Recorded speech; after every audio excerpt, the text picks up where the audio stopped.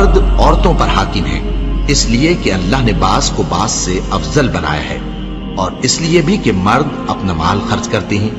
تو جو نیک بیویاں ہیں وہ فرمانبردار ہوتی ہیں، اور ان کے پیٹھ پیچھے اللہ کی حفاظت میں مال و آبرو کی خبرداری کرتی ہیں۔ اور جن عورتوں کی نسبت تمہیں معلوم ہو کہ سرکشی اور بدخوئی کرنے لگی ہیں تو پہلے ان کو زبانی سمجھاؤ، اگر نہ سمجھیں تو پھر ان کے ساتھ سونا ترک کر دو۔ اگر اس پر بھی باز نہ آئیں تو زد و کوب کرو، پھر اگر تمہارا کہنا مان لیں تو پھر ان کو ایذا دینے کا کوئی بہانہ مت ڈھونڈو، بے شک اللہ بہت اونچا ہے، بڑا ہے۔ اور اگر تم لوگوں کو معلوم ہو کہ میاں بیوی میں ان بن ہے تو ایک منصف مرد کے خاندان میں سے اور ایک منصف عورت کے خاندان میں سے مقرر کرو، وہ اگر صلح کرا دینی چاہیں گے تو اللہ ان میں موافقت پیدا کر دے گا۔